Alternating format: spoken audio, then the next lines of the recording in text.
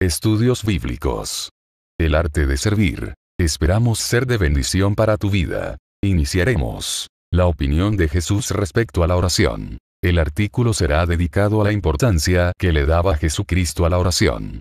Es tanto lo que la palabra de Dios estima a la oración, que nos exhorta a orar sin cesar. 1 de Tesalonicenses 5, 17, a ser sobrios y velad en oración. 1 de Pedro 4, 7, a gozosos en la esperanza, sufridos en la tribulación, constantes en la oración. Romanos 12, 12, perseverad en la oración, velando en ella con acción de gracias. Colosenses 4, 2. Sin embargo, a pesar de todas estas referencias de la palabra de Dios que señalan la importancia de la oración, algunas veces se hace a un lado o se clasifica como algo de prioridad menor.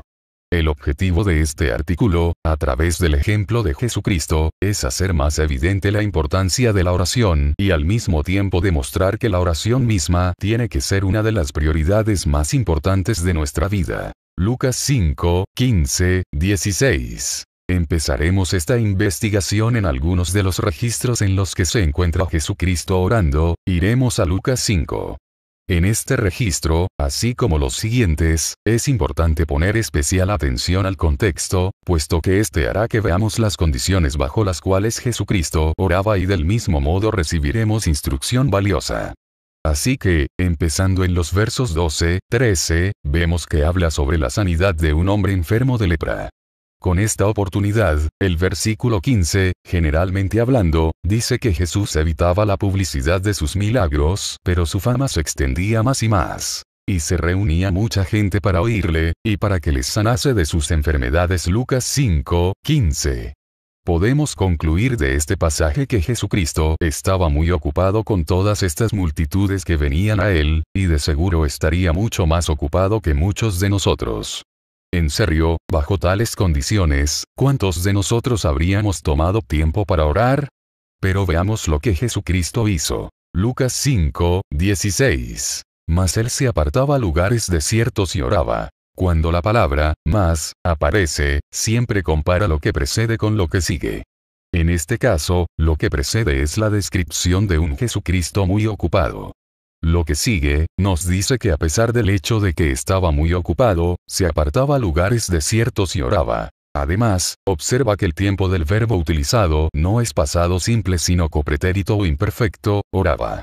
Este tiempo, denota que algo era hecho repetidamente y consistentemente en el pasado en comparación con el pasado simple, el cual asume que algo se hizo en el pasado una vez en un momento específico. Por lo cual, lo que los versos 15 y 16 describen no es algo que pasó una sola vez en la vida de Jesucristo, sino que lo que nos dice es que siempre estaba muy ocupado, con multitudes que venían a él, pero también siempre acostumbraba a tomarse tiempo para orar. En otras palabras, la oración era un hábito de Jesucristo, algo a lo que le daba prioridad número 1, aun cuando estaba muy ocupado. Por consiguiente, esto nos enseña la importancia de la oración. La importancia de esto es tan grande que Jesucristo, el Hijo de Dios, acostumbraba a distribuir parte de su tiempo para la oración, incluso cuando estaba muy ocupado en otras actividades de Dios. Además, lo anterior indica que si oramos o no, no depende del tiempo que tengamos, sino es cuestión de darle prioridad. Jesucristo tenía tiempo para orar porque decidía apartar tiempo para ello. Todos nosotros de un modo u otro distribuimos nuestro tiempo para varias actividades. La cuestión no es si tenemos tiempo o no, porque el día sigue teniendo las mismas 24 horas que tenía en la época de Jesucristo. Lo que hay que preguntarnos es qué prioridad tiene la oración en nuestra rutina diaria. ¿Es la oración para nosotros una de nuestras principales prioridades así como lo era para Jesús o es algo que decidimos hacer cuando terminamos nuestras tareas como trabajo, escuela, jardinería, ver televisión, dormir, etc.? El ejemplo de Jesucristo, así como otros registros en la palabra de Dios, nos insisten en hacer de la oración la prioridad principal en nuestras vidas. Así que, en lugar de distribuir primero todo el tiempo para todas las demás actividades y luego, si sobra algo, dedicarlo a la oración, es mejor primero establecer tiempo para orar y luego organizar tu tiempo para otras cosas. Marcos 1, 35. Otro registro muy útil donde vemos a Jesucristo orando viene en Marcos 1, 35. De nuevo, es muy importante echarle un vistazo al contexto del registro. Así que empezando del versículo 21, dice que Jesús enseñaba en la sinagoga de Capernaum, donde también echó fuera un espíritu inmundo, versos 23, 27. Como resultado, inmediatamente su fama se extendió por toda la región alrededor de Galilea, verso 28. Después de salir de la sinagoga, fue a la casa de Simón y Andrés, donde sanó a la suegra de Simón, versos 30, 31. Finalmente, Marcos 1, 32, 34. Cuando llegó la noche, luego que el sol se puso, le trajeron todos los que tenían enfermedades, y a los endemoniados. Y toda la ciudad se agolpó a la puerta. Y sanó a muchos que estaban enfermos de diversas enfermedades, y echó fuera muchos demonios. Y no dejaba hablar a los demonios, porque le conocían. Así como en el registro anterior, aquí tenemos la descripción de otro muy ocupado día de Jesús. Además, puesto que iba a estar en Galilea el siguiente día, también y debido a que su fama se había extendido alrededor de la región, cualquiera de nosotros podríamos esperar que el siguiente día iba a ser igual de ocupado, si no es que aún más. Esto es lo que exactamente sucedió al día siguiente, como en los versos 36 y 37 dicen refiriéndose al día siguiente. Marcos 1, 36, 37. Y le buscó Simón, y los que con él estaban. Y hallándole, le dijeron: todos te buscan. Todos lo estaban buscando. Esto significa que el día que apenas acababa de empezar iba a ser muy ocupado. En realidad, habiendo terminado un día muy ocupado y sabiendo que el siguiente iba a ser igual, ¿quién de nosotros se habría levantado temprano para orar? Y si alguien lo hizo, ¿acaso no sería que esa persona considera la oración como algo extremadamente importante y no sería también que es la principal prioridad en su vida? Bueno, vamos a ver quién hizo de la oración su prioridad. ¿Quién es? Jesucristo. Marcos 1, 35. Levantándose muy de mañana, siendo aún muy oscuro, salió y se fue a un lugar desierto, y allí oraba. Jesús sabía que iba a ser un día muy ocupado, el cual probablemente no le dejaría mucho tiempo para orar. ¿Qué hizo? Se levantó muy temprano a orar. ¿Acaso no es esta una maravillosa forma de empezar el día, incluso uno muy ocupado? En vez de empezar el día pensando en las presiones y demandas, puedes empezarlo comentándolo con tu Padre Celestial, y luego, durante el día, tendrás el gozo de ver su poder respondiendo a tus oraciones y acomodando las cosas de tu día para ti. Pero para hacer eso, tienes que creer lo que Palabra de Dios dice sobre la importancia de la oración y lo que Dios puede hacer como resultado de eso, hasta el punto que predispones levantarte temprano a orar. Jesús no se levantaba solo porque de repente así le sucedía, sino que él determinaba levantarse a orar porque reconocía la prioridad de la oración y la importancia en su vida. Por lo cual, es cuestión de prioridad y no de tiempo. 3. Mateo 14, 23. Otro registro donde vemos a Jesucristo orando viene en el capítulo 14 de Mateo. De nuevo repito que es muy importante observar el contexto. Esta vez el día no solo estaba muy ocupado, sino que también comenzó muy triste para Jesús, ya que fue el día que supo sobre la decapitación de Juan el Bautista, ver versos 1, 11, para la decapitación. Mateo 14, 12. Entonces llegaron sus discípulos, y tomaron el cuerpo de Juan y lo enterraron. Y fueron y dieron las nuevas a Jesús. Antes de continuar, ¿cómo te sentirías si te enteras de que mataron tan horriblemente a tu primo, quien también estuvo siempre a tu lado fielmente? Creo que probablemente te sentirías muy triste y te gustaría estar solo por un rato. Eso fue lo mismo que Jesús quiso. Mateo 14, 13. Oyéndolo Jesús, se apartó de allí en una barca a un lugar desierto y apartado. Y cuando la gente lo oyó, le siguió a pie desde las ciudades. El hecho de que se apartara a un lugar desierto no era algo planeado, porque sucedió cuando Jesús se enteró de lo que pasó. Obviamente, Jesús quería tener un tiempo tranquilo después del golpe de las malas noticias. Sin embargo, no se quedó ahí para siempre. Algún tiempo después partió de ese solitario lugar y vio una multitud esperándole. Cuando los vio, tuvo compasión por ellos y sanó a sus enfermos. Verso 14. De hecho, no solo sanó a los enfermos sino que también los alimentó milagrosamente, versos 15, 21. Entonces, el versículo 22 nos dice lo que pasó al respecto. Mateo 14, 22. Enseguida Jesús hizo a sus discípulos entrar en la barca e ir delante de él a la otra ribera, entre tanto que él despedía a la multitud. Las palabras enseguida están conectadas con la alimentación de las multitudes y significa que tan pronto las multitudes fueron alimentadas, Jesús hizo que sus discípulos entraran en la barca. Observa la palabra hizo. La palabra en el texto en griego es el verbo en pasado. Anakazo, que es usado 9 veces en el Nuevo Testamento, 2 y significa obligar a alguien a hacer algo que tal vez no quiera. Entonces, de acuerdo al pasaje anterior, Jesús obligó a sus discípulos a entrar en la barca. Probablemente no querían, pero no lo discutió, los obligó a hacerlo. Luego, despidió a la multitud. La pregunta que probablemente nos hacemos ahora es ¿por qué obligó a sus discípulos a irse? ¿Qué planeaba después de despedir a la multitud? La respuesta está en el verso 23. Mateo 14, 23. Despedida la multitud, subió al monte a orar aparte. Y cuando llegó la noche, estaba allí solo. La razón por la cual no le permitió a sus discípulos quedarse sino que los obligó a subir a la barca e irse era porque quería estar solo y orar. Observa qué tan importante era la oración para Jesucristo. Estaba dispuesto a levantarse muy temprano, a alejarse de la multitud, a obligar a sus discípulos a irse, solo para orar. ¿Acaso esto no indica que la oración era la prioridad más importante en su vida? Ciertamente lo es.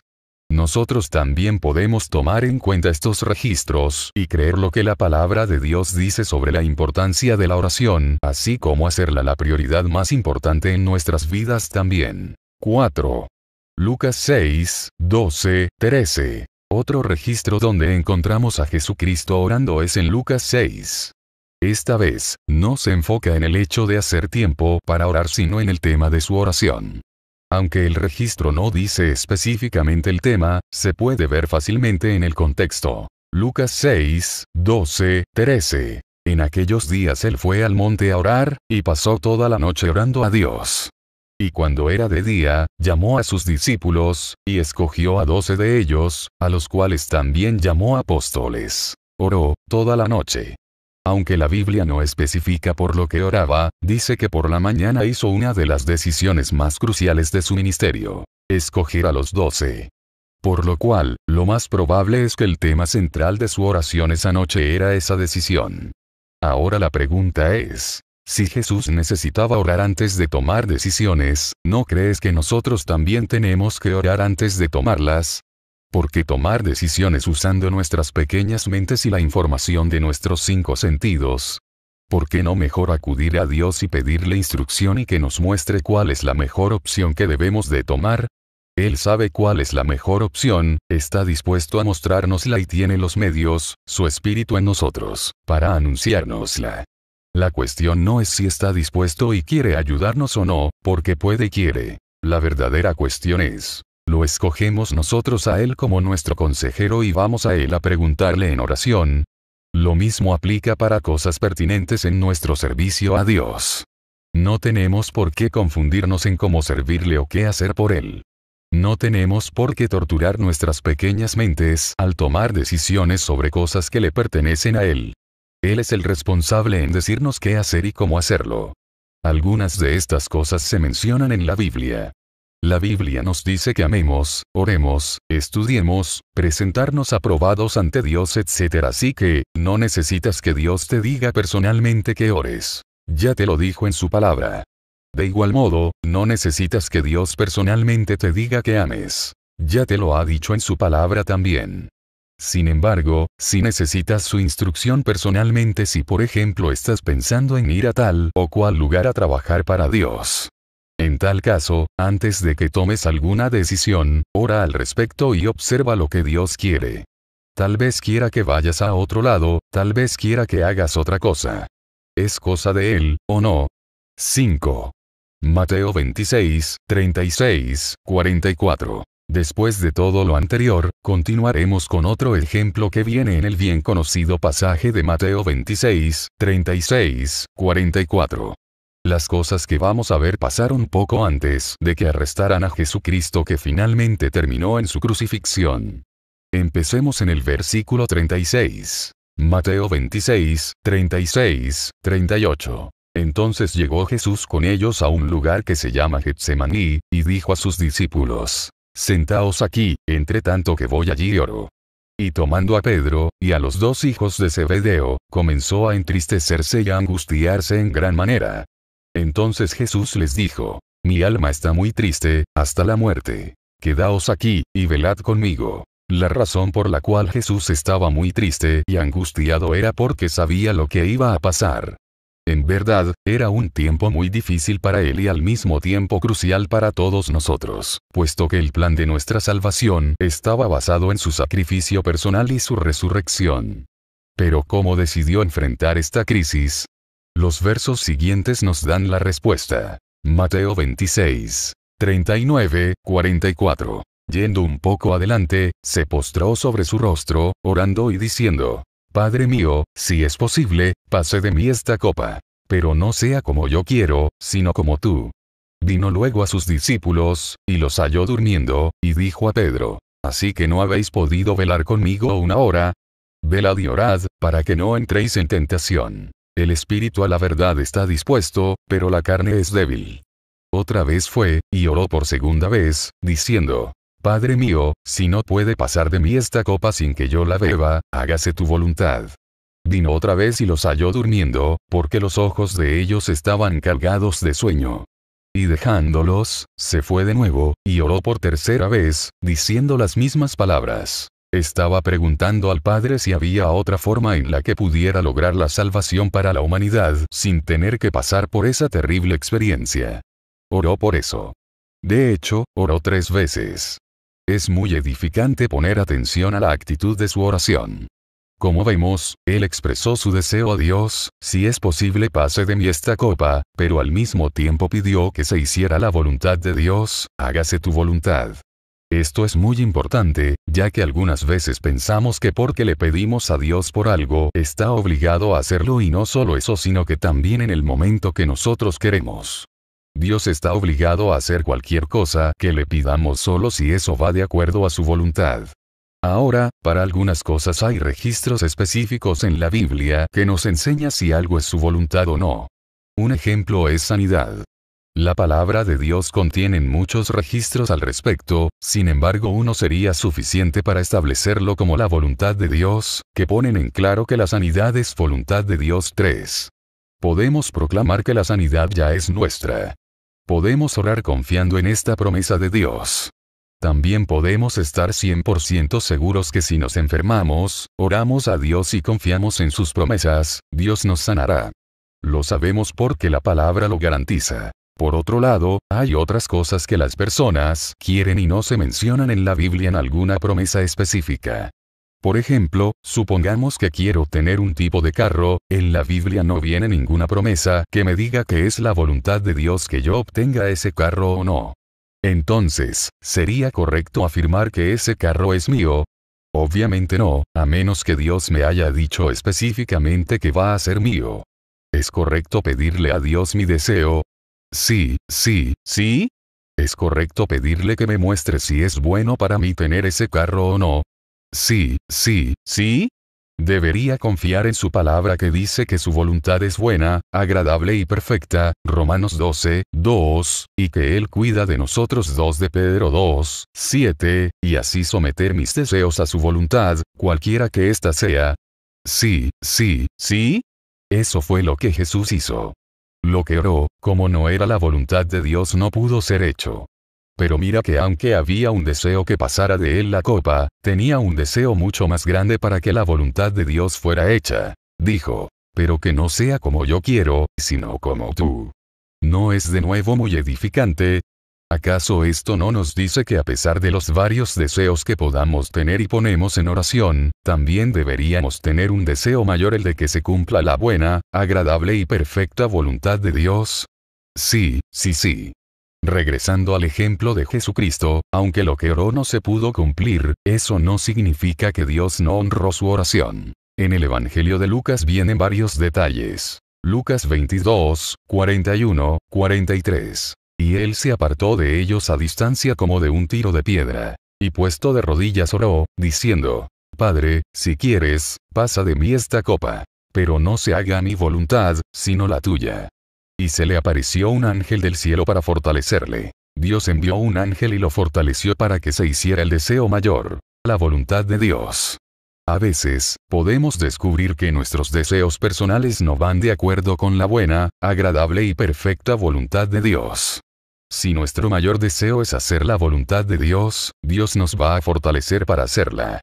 En el caso de Jesucristo, la fortaleza que recibió por haber orado se demuestra en el registro de su arresto. Juan 18, 3, 11. Judas, pues, tomando una compañía de soldados, y alguaciles de los principales sacerdotes y de los fariseos, fue allí con linternas y antorchas, y con armas.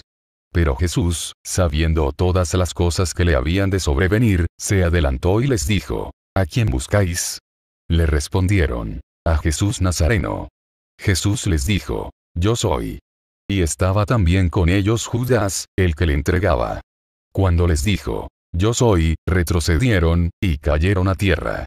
Volvió, pues, a preguntarles: ¿A quién buscáis?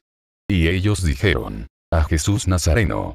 Respondió Jesús: Os he dicho que yo soy. Pues si me buscáis a mí, dejad ir a estos. Para que se cumpliese aquello que había dicho: de los que me diste, no perdí ninguno. Entonces Simón Pedro, que tenía una espada, la desenvainó, e hirió al siervo del sumo sacerdote, y le cortó la oreja derecha. Y el siervo se llamaba Malco. Jesús entonces dijo a Pedro: Mete tu espada en la vaina. La copa que el Padre me ha dado, ¿no la he de beber? El último verso nos enseña que la crisis se había terminado. Aunque su voluntad era otra, su mayor deseo era hacer la voluntad de Dios. Así que sometió su voluntad a la voluntad de Dios, así como tú y yo deberíamos de hacer. Pero para hacerlo, oró y obtuvo fortaleza. Aparte de eso, la fortaleza se demuestra en su reacción hacia aquellos que venían a arrestarlo. Así que aunque se apartó extremadamente afligido y triste, su reacción que viene en el registro anterior estaba llena de valor. Porque de verdad se necesita valor para ir a encontrarse con aquellos que sabes que más tarde te van a torturar. Alguien lleno de miedo hubiera tratado de escapar de la situación, se lo hubiera turnado a aquellos que se supone era su responsabilidad.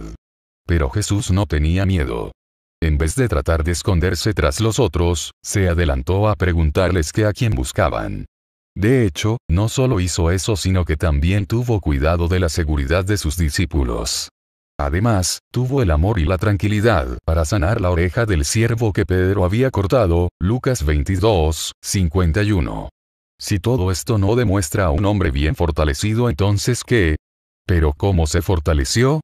¿Cómo venció a la crisis?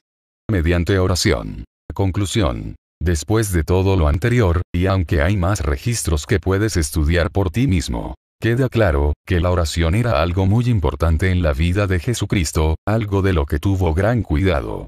Por causa de la oración, está listo para levantarse temprano en la mañana, a obligar a sus discípulos a irse, a alejarse de las multitudes. Mediante la oración, tomó decisiones y venció situaciones difíciles. En comparación con la idea general que dice ora si tienes tiempo, él dispuso tiempo para orar. En lugar de la manera de pensar del mundo que dice, escoge lo que tú creas que sea más conveniente, oró para ver lo que para Dios era lo mejor y hacer su voluntad. Para cerrar, vamos a Filipenses 4, 6, 7, y hagámoslo nuestra manera de pensar. Filipenses 4, 6, 7. Por nada estéis afanosos, sino sean conocidas vuestras peticiones delante de Dios en toda oración y ruego, con acción de gracias. Y la paz de Dios, que sobrepasa todo entendimiento, guardará vuestros corazones y vuestros pensamientos en Cristo Jesús. Amén. Ministerio El Arte de Servir. Suscríbete y comparte. Y hablando, dice que Jesús evitaba la publicidad de sus milagros, pero su fama se extendía más y más. Y se reunía mucha gente para oírle, y para que les sanase de sus enfermedades. Lucas 5, 15. Podemos concluir de este pasaje que Jesucristo estaba muy ocupado con todas estas multitudes que venían a él, y de seguro estaría mucho más ocupado que muchos de nosotros. En serio, bajo tales condiciones, ¿cuántos de nosotros habríamos tomado tiempo para orar? Pero veamos lo que Jesucristo hizo. Lucas 5, 16. Estudios bíblicos. El arte de servir. Esperamos ser de bendición para tu vida. Iniciaremos. La opinión de Jesús respecto a la oración. El artículo será dedicado a la importancia que le daba Jesucristo a la oración. Es tanto lo que la palabra de Dios estima la oración, que nos exhorta a orar sin cesar. 1 de Tesalonicenses 5, 17, a ser sobrios y velad en oración. 1 de Pedro 4, 7, a gozosos en la esperanza, sufridos en la tribulación, constantes en la oración. Romanos. Mas él se apartaba a lugares desiertos y oraba. Cuando la palabra «mas» aparece, siempre compara lo que precede con lo que sigue. En este caso, lo que precede es la descripción de un Jesucristo muy ocupado. Lo que sigue, nos dice que a pesar del hecho de que estaba muy ocupado, se apartaba a lugares desiertos y oraba. Además, observa que el tiempo del verbo utilizado no es pasado simple sino copretérito o imperfecto, oraba. Este tiempo denota que algo era hecho repetidamente y consistentemente en el pasado en comparación con el paso 15, 16. Empezaremos esta investigación en algunos de los registros en los que se encuentra Jesucristo orando. Iremos a Lucas 5. En este registro, así como los siguientes, es importante poner especial atención al contexto, puesto que este hará que veamos las condiciones bajo las cuales Jesucristo oraba y del mismo modo recibiremos instrucción valiosa. Así que, empezando en los versos 12, 13, vemos que habla sobre la sanidad de un hombre enfermo de lepra. Con esta oportunidad, el versículo 15, generalmente nos 12, perseverad en la oración, velando en ella con acción de gracias. Colosenses 4, 2. Sin embargo, a pesar de todas estas referencias de la palabra de Dios que señalan la importancia de la oración, algunas veces se hace a un lado o se clasifica como algo de prioridad menor. El objetivo de este artículo, a través del ejemplo de Jesucristo, es hacer más evidente la importancia de la oración y al mismo tiempo demostrar que la oración misma tiene que ser una de las prioridades más importantes de nuestra vida. Lucas 5,